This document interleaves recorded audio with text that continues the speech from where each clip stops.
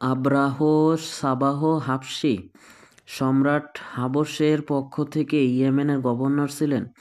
যখন দেখলেন যে আরববাসীগণ কাবা গৃহে হজ ব্রত পালন করছেন এবং একই সময় বিভিন্ন দেশ থেকে লোকজন সেখানে আগমন করছেন, তখন সানআয় তিনি একটি বিরাট গির্জা নির্মাণ করলেন। আরববাসীগণের হজ ব্রতকে সেদিকে ফিরিয়ে আনার জন্য আহ্বান জানালেন।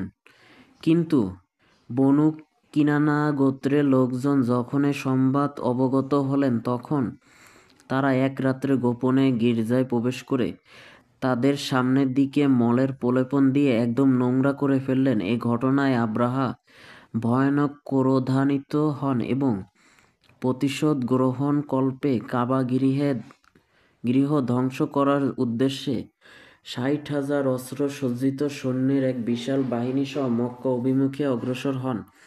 তিনি নিজে একটি শক্তিশালী হস্তি পৃষ্ঠে আরোহণ করেন।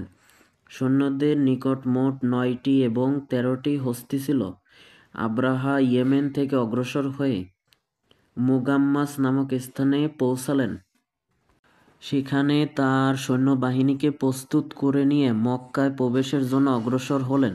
তারপর যখন মুজদালেফা এবং মিনার মধ্যবর্তী স্থান ওয়াদিয়ে মুহাম্মাসে পৌঁছালেন, তখন তার হাতি মাটিতে বসে পড়ল। কাবার অভিমুখে অগ্রসর হওয়ার জন্য কোনো ক্রমেই তাকে উঠানো সম্ভব হলো না, অথচ উত্তর, দক্ষিণ কিংবা পূর্ব মুখে যাওয়ার জন্য উঠানোর চেষ্টা করলে তা তৎক্ষণাৎ উঠে দাঁড়াতে শুরু করল। এমন সময় আল্লাহ তাআলা এক ঝাঁক ছোট ছোট পাখি প্রেরণ করলেন। সেই পাখিগুলো ঝাঁকে ঝাঁকে পাথরের ছোট ছোট টুকরো সৈন্যদের উপর নিক্ষেপ করতে লাগলো। প্রত্যেকটি পাখি ৩টি করে পাথরের টুকরা বা কঙ্কর নিয়ে আসত একটি ঠোঁটে এবং ২টি পায়ে। কঙ্করগুলোর আয়তন ছিল ছোলার মতো, কিন্তু কঙ্করগুলো যার যে অঙ্গে লাগত সেই অঙ্গ ফেটে গিয়ে সেখান দিয়ে রক্ত প্রবাহিত হলে সে মারা যেত। এই কঙ্কর দ্বারা সকলেই যে আঘাতপ্রাপ্ত হয়েছিল তা নয়, কিন্তু এই অলৌকিক ঘটনায় সকলে ভীষণভাবে আতঙ্কিত হয়ে পড়ল এবং প্রাণ ভয়ে পলায়নের উদ্দেশ্যে যখন বেপরোয়াভাবে ছোটাছুটি শুরু করলো, তখন পদতলে পিষ্ট হয়ে অনেকেই প্রাণত্যাগ করল। কঙ্করের আঘাতে ছিন্ন ভিন্ন পদতলে পিষ্ট হয়ে পলকে বীর পুরুষগণ মৃত্যুর কবলে ঢলে পড়তে লাগল।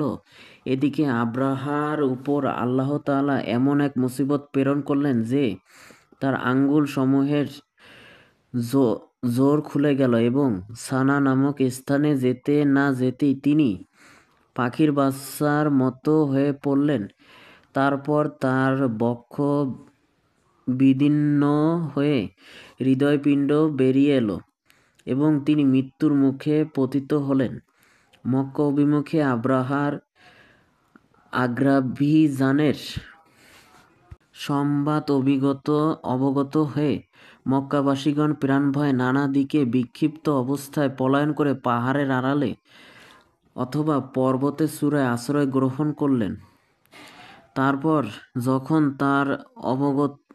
তার অবগত হলেন যে আব্রাহা এবং তার বাহিনী সমূলে ধ্বংসপ্রাপ্ত হয়েছে, তখন তারা স্বস্তির নিঃশ্বাস ত্যাগ করে আপন আপন গৃহে প্রত্যাবর্তন করেন।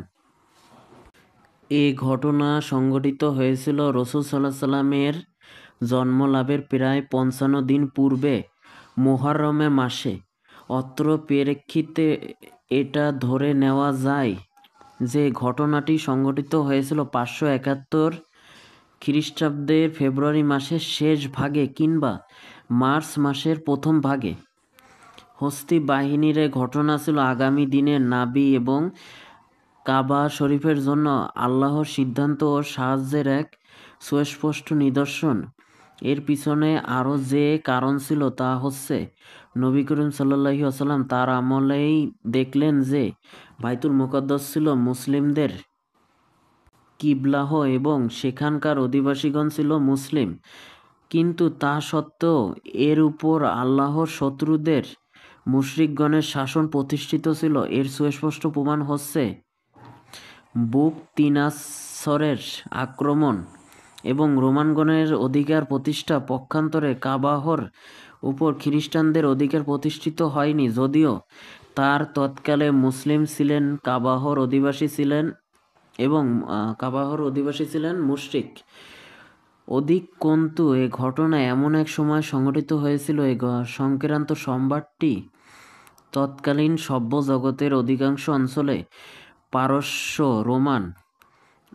রোমান অঞ্চলে খুব দ্রুত গতিতে ছড়িয়ে পড়ে, কারণ হাবশী রোমীয়গণের মধ্যে গভীর সম্প্রীতি সম্পর্ক বিদ্যমান ছিল। অপরদিকে পারস্যবাসীগণের দৃষ্টি রোমীয়গণের উপর সমভাবে নিপতিত ছিল এবং শেষ পর্যন্ত অবস্থা এ পর্যায়ে দাঁড়ায় যে পারস্যবাসীগণ অত্যন্ত দ্রুত গতিতে ইয়েমেন দখল করে বসে।